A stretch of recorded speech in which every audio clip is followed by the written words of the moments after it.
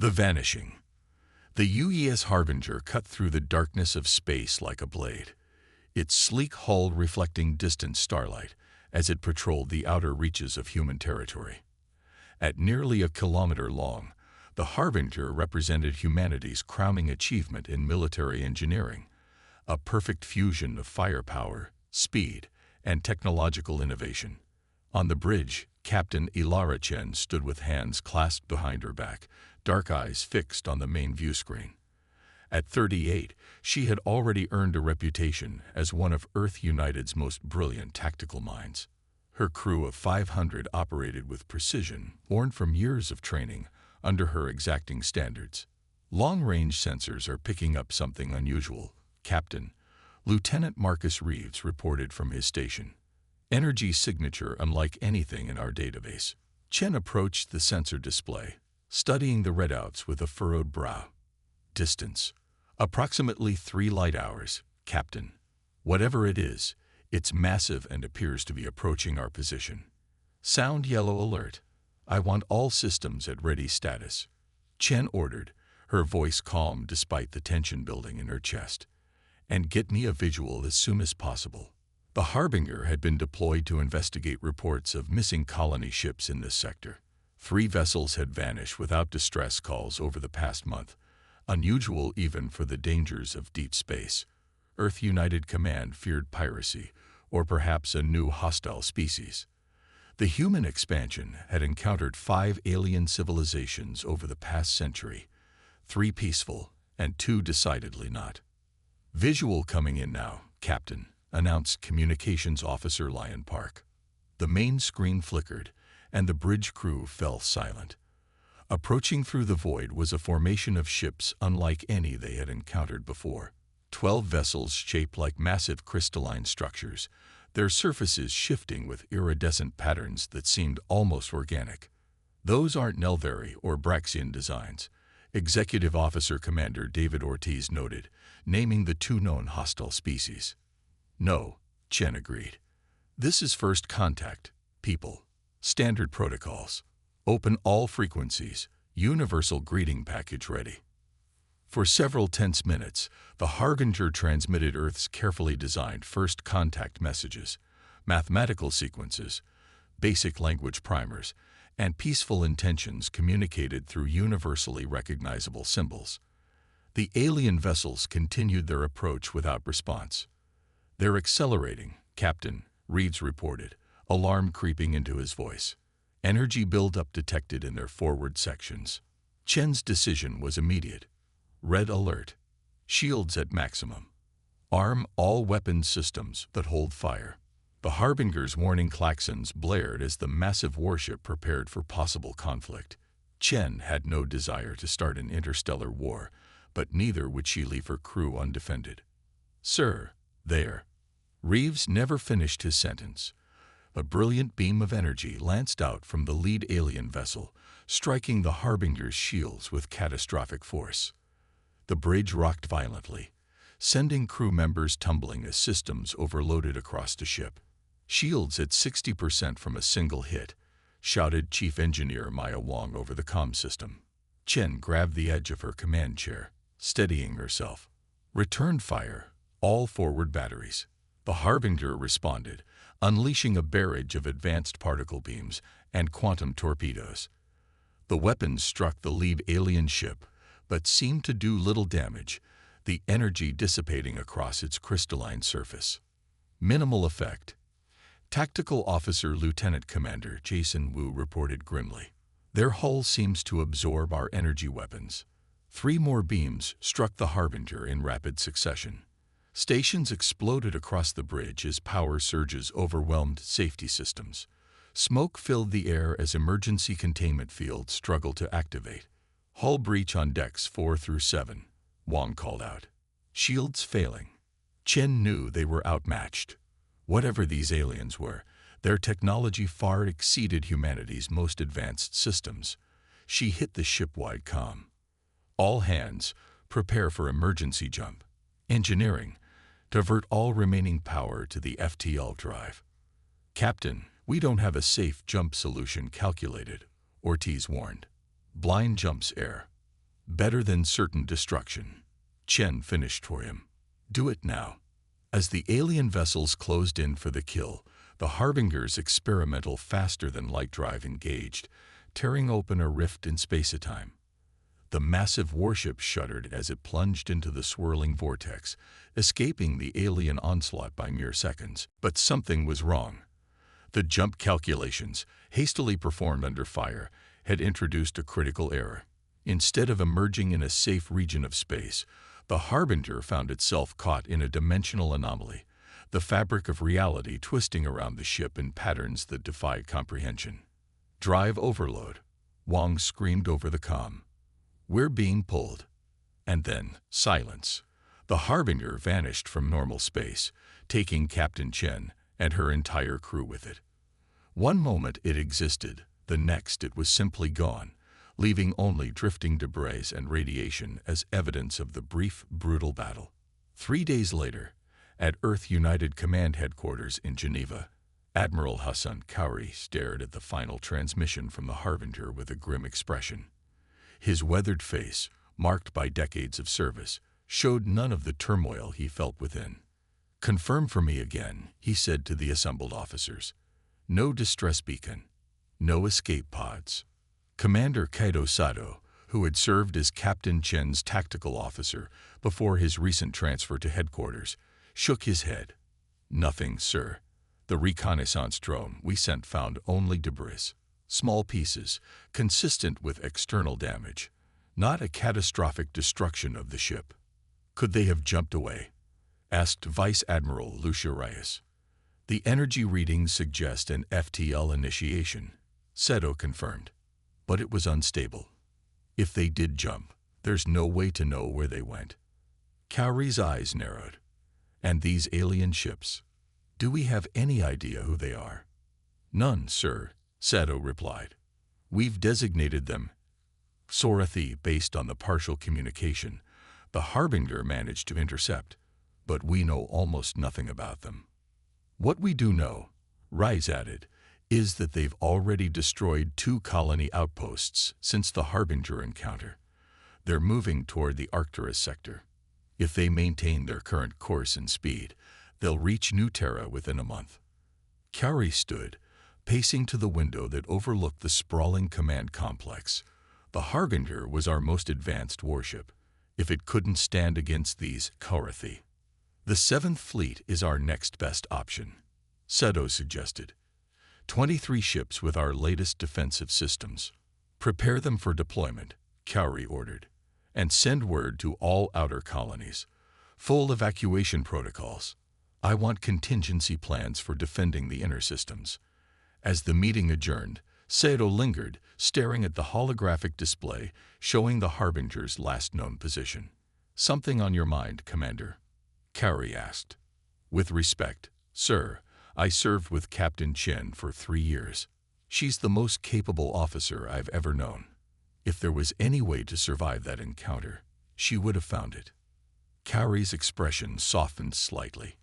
I understand your loyalty, Commander. I share your hope. But right now, we have to face the possibility that the Harbinger is lost and focus on defending what remains of human space.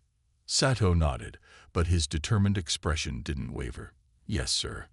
In the months that followed, the situation grew increasingly dire. The Sorathi advanced relentlessly, their crystalline ships proving nearly impervious to Earth's weapons. The 7th Fleet engaged them at the Battle of Arcturus and was decimated, losing 17 vessels while destroying only 2 Sorathi ships. New Terra fell, then Proxima Centauri, then the mining colonies of the Epsilon system. Each defeat pushed humanity further back, forcing painful evacuations and the abandonment of worlds that had taken decades to settle. Commander Sato, promoted to captain following his valor at Arcturus, found himself in command of the UES Defiant, a smaller but nimble cruiser tasked with evacuating civilians from the path of the Sorathi advance. Yet even as he carried out his duties, he continued to analyze the data from the Harbinger's disappearance, convinced there was something everyone had missed. 8 months after the Harbinger vanished, Sato was reviewing sensor logs in his quarters when he noticed an anomaly in the background radiation from the battle site. A pattern, barely perceptible beneath the noise, but definitely artificial. "Computer, isolate frequency band Delta 7 through Epsilon 3, he ordered. The computer complied, and suddenly the pattern became clear, a repeating sequence of pulses that matched no known natural phenomenon. More importantly, it matched no known communication protocol, human or alien. Except one. An experimental quantum entanglement system that Captain Chen had been testing before the Harbinger's final mission. Sato's heart raced as he analyzed the signal further. It was a message, using the cipher that he and Chen had developed together at the academy, and what it said changed everything. Survived. Found ALIs. Returning soon. Reappeared. After confirming his findings, Sato took them directly to Admiral Curry, who convened an emergency meeting of Earth's remaining military leadership. "You're telling me," Vice Admiral Reyes said skeptically, "that after 8 months, the Harbinger is not only intact, but has found some mysterious allies and is planning to return." "The signal is genuine," Sato insisted. "The encryption method is one only Captain Chen and I knew about. This isn't a Xorathi trick." Admiral Carey studied the data carefully. "Even if you're right, Commander, what are we supposed to do with this information? The Xorathi fleet is less than 2 weeks from reaching Mars. We've lost nearly 40% of our military strength. We need to buy time." Sato replied. "The message mentioned allies. If the Harbinger has indeed made contact with a civilization capable of helping us against the Xorathi, even a few days could make all the difference." Carey exchanged glances with the other officers before making his decision. "Very well. We'll consolidate our remaining forces at Mars.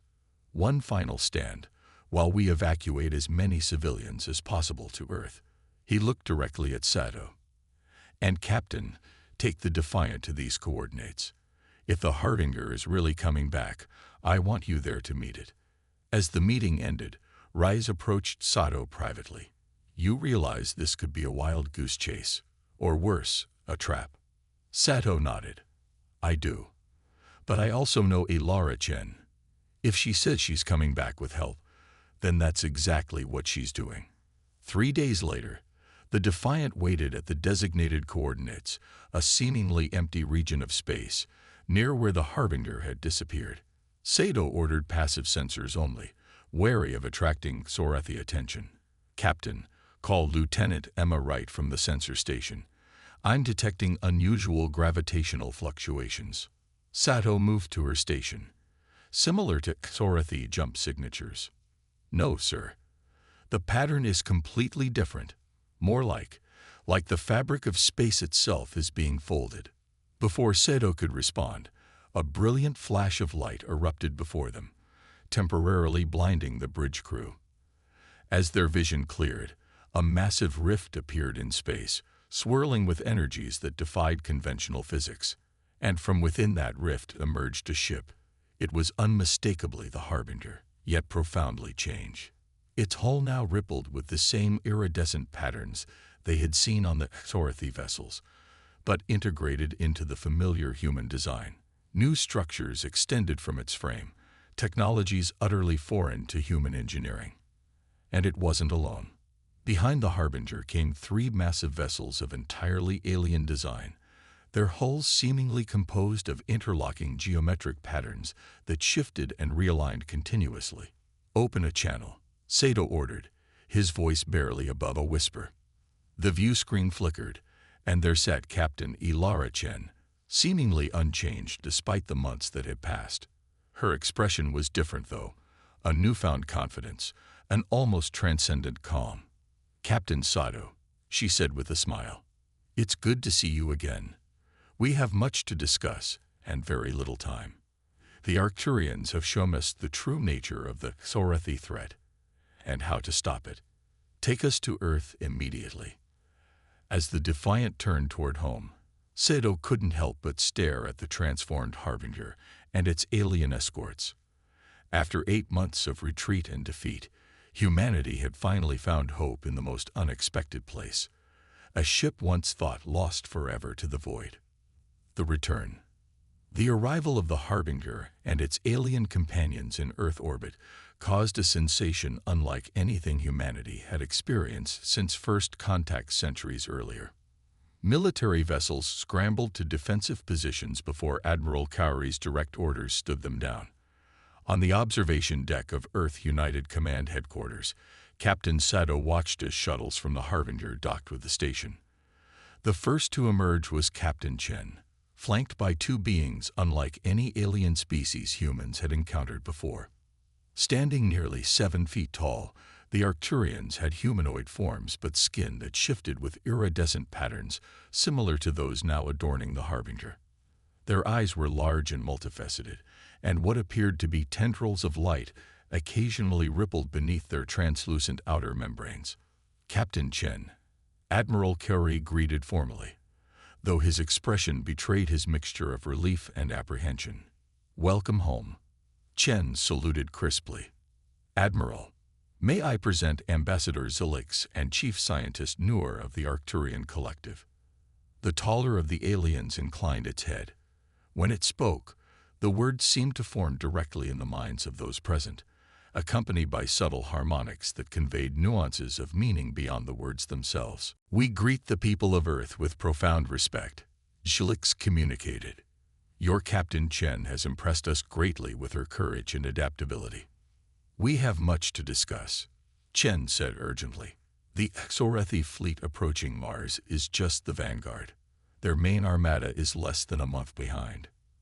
Cowrey led them to the command center's secure briefing room, where Earth's remaining military leadership had assembled. Holographic displays showed the current positions of human and Xorethi forces, the latter vastly outnumbering the former.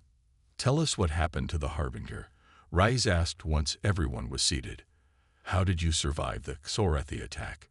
Chen activated a small device she carried, projecting a 3-dimensional image of swirling, multidimensional space. "When we initiated our emergency jump, the FTL drive malfunctioned under enemy fire. Instead of traveling through normal space, we were pulled into what the Arcturians call the interstitial void, a dimension that exists between conventional reality and subspace." The alien scientist, Noor, elaborated, the concepts flowing directly into the minds of those present. "Your species has only begun to understand the fundamental nature of space-time. The void exists as a buffer layer between realities, normally inaccessible to matter from our universe." "We were trapped," Chen continued. "Conventional propulsion was useless. We drifted for what felt like weeks, though time flows differently there. Systems began to fail as power reserves dwindled. That's when we encountered the Arcturians," added Commander Ortiz, who had entered with the second shuttle group. "They've been studying the void for millennia, using it as a means of rapid transit between distant points in normal space." Ambassador Zilix's thought voice took on a somber tone. "We rescued the Harbinger and its crew, bringing them to our sanctuary world in the Deneb system. There, we learned that your people had encountered our ancient enemy, the Xorethi," Cowrey stated. "Yes, they are not merely conquerors," Zilix explained. "They are harvesters. They seek developed worlds to extract a rare element your science has not yet identified, one that forms naturally in the brains of sentient species as they develop advanced technology and culture." The room fell silent as the implications became clear. "They're not just taking our worlds," Rise whispered.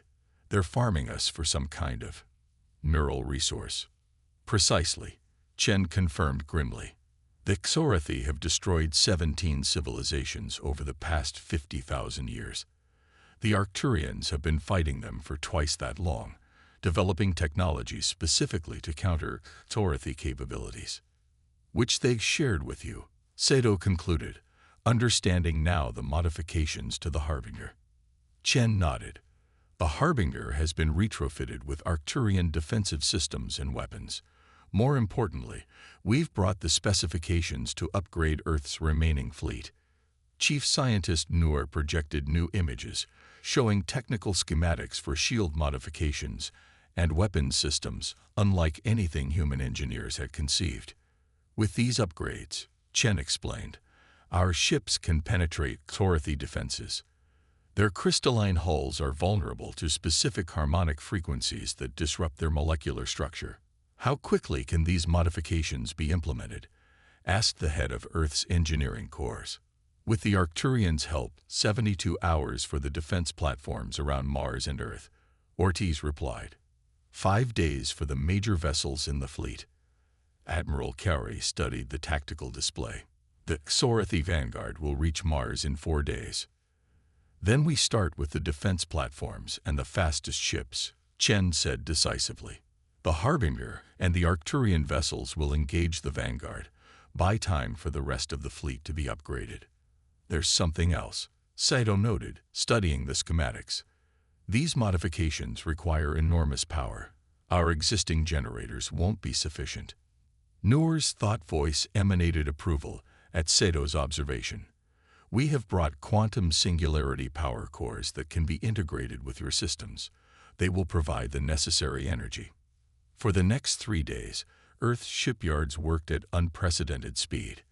The Harbinger became a floating laboratory where human engineers worked alongside Arcturian specialists, adapting alien technology to human vessels.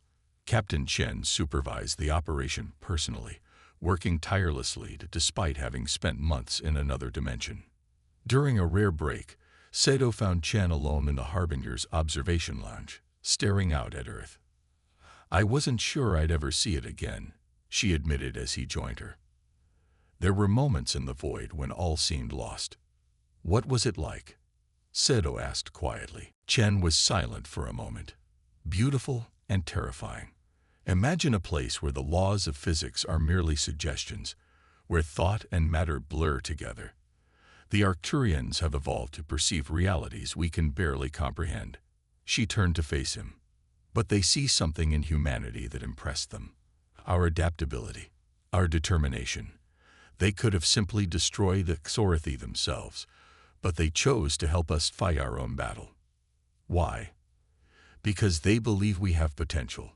The Arcturians are ancient, Kaido, millions of years more advanced than us. They've watched countless species rise and fall. They think humanity might be different, that we might eventually join them as custodians of the galaxy if we survive this trial. Before Saito could respond, his communicator chimed with urgency. Captain Sato, report to command immediately. Xorathi vessels have been detected accelerating toward Mars. They'll arrive within 18 hours. Chen's expression hardened, earlier than expected. They must have detected the Arcturian presence. Are we ready? Sato asked as they hurried toward the shuttle bay. We'll have to be. The battle for Mars began at dawn, Earth time. 16 upgraded human vessels, led by the transformed Harbinger, and 3 Arcturian battleships, took position in Mars orbit.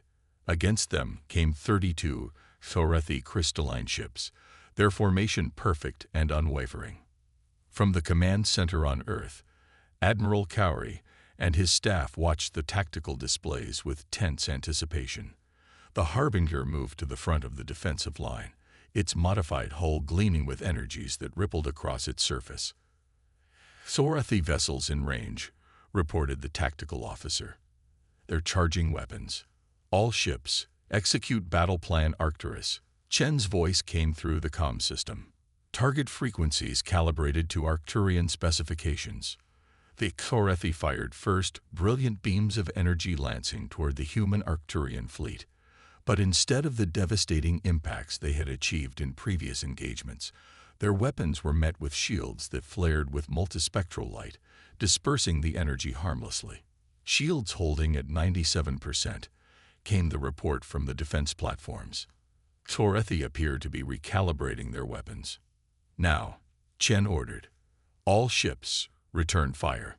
The Harbinger's new weapon systems activated, firing not the conventional energy beams humans had relied upon, but complex waves of pulsating energy that shifted through multiple phase states simultaneously.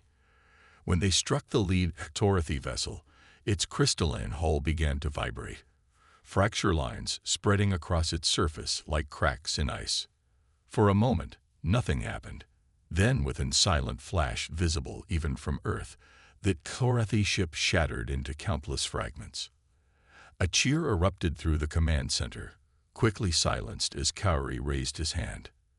"This is just the beginning," he reminded them. The battle raged for hours. The upgraded human ships proved remarkably effective, destroying 7 Xorathi vessels while losing only 2 of their own. The Harbinger moved through the fight with unprecedented maneuverability, its Arcturian modifications allowing it to predict and counter Xorathi tactics. But the tide began to turn as the Xorathi adapted, adjusting their own weapons to partially penetrate the new human defenses. 3 more Earth ships fell, their upgraded shields overwhelmed by concentrated fire. "They're learning," Chen communicated to the fleet. "Switch to alternative harmonic patterns as planned." The Arcturian vessels moved into a triangular formation, channeling energy between them to create a field that disrupted Xorathi communications. Cut off from their collective tactical network, individual Xorathi ships became vulnerable to coordinated attacks. 6 hours into the battle, the remaining Xorathi vessels began to retreat, jumping away into hyperspace one by one. The human Arcturian fleet had achieved the impossible, victory against a technologically superior force. But there was no time for celebration. Long-range sensors detected the main Xorathi armada accelerating toward Earth, their numbers far greater than the Vanguard fleet. "They'll reach us in 3 days," Admiral Kauri announced to the assembled command staff. "Can we upgrade the rest of the fleet in time?" Chen exchanged glances with Ambassador Zulix before answering. "Yes, but it won't be enough. The main armada includes dreadnoughts 5 times the size of anything we faced at Mars. We need a more decisive strategy." "The Void Gate," Zulix communicated, projecting an image of an enormous ring-shaped device. "With your permission, Admiral," Chen explained. "The Arcturians propose to construct a specialized portal near Earth orbit, a controlled gateway to the interstitial void. If we can lure the Xorathi fleet through it, we can trap them between dimensions." Sato finished, understanding the strategy. "Cut off from normal space permanently." "How do we ensure they enter this portal?" Rise asked skeptically. Chen's expression was grim but determined. "I will lead the Harbinger and a small task force as bait. The Xorathi want revenge for their defeat at Mars. They'll pursue us." Kauri shook his head. "It's too risky. If the portal fails to activate at the right moment, it's our best option," Chen insisted. "The Arcturians have used this tactic before, though never on this scale. Their scientists are confident it will work." After hours of debate, the plan was approved. For the next 2 days, Arcturian engineers constructed the massive Void Gate in high Earth orbit, while the remaining human fleet received their technological upgrades. When the Xorathi armada appeared at the edge of the solar system, humanity was as ready as it could be. 57 ships, the remnants of Earth's once mighty space force, fortified with Arcturian technology. Behind them, Earth itself, 7 billion souls watching as their fate hung in the balance. Captain Chen stood on the Harbinger's bridge, now integrated with Arcturian control systems that responded to thought as much as physical input. Beside her was Captain Sato, who had insisted on joining the mission despite the risks. "Task Force Harbinger, move into position," Chen ordered. "Remember your training. The Xorathi will focus their attention on us. Our job is to draw them through the gate, nothing more." The Harbinger and 12 other ships advanced toward the incoming Xorathi fleet, over 100 crystalline vessels led by 3 massive dreadnoughts. As predicted, the Xorathi adjusted their course, accelerating toward the human ships that had humiliated their vanguard. "They're taking the bait," Sato observed tensely. "All ships, prepare for maximum acceleration on my mark," Chen commanded. "We get one shot at this." The distance closed rapidly. The Xorathi opened fire at extreme range, their weapons more powerful than anything seen in previous encounters. 2 human ships were destroyed immediately, despite their upgraded shields. Mark, Chen shouted. The Harbinger and its companions executed a perfect about-face, accelerating away from the Thorathi at maximum speed, leading them on a direct course toward the waiting Void Gate. The massive alien fleet followed, exactly as planned, their desire to destroy the humans overriding tactical caution. Gate activation in 30 seconds, reported the Arcturian technician on the bridge. We must be precisely aligned. Chen manipulated the controls with practiced ease, guiding the Harbinger toward the exact coordinates where the gate would appear.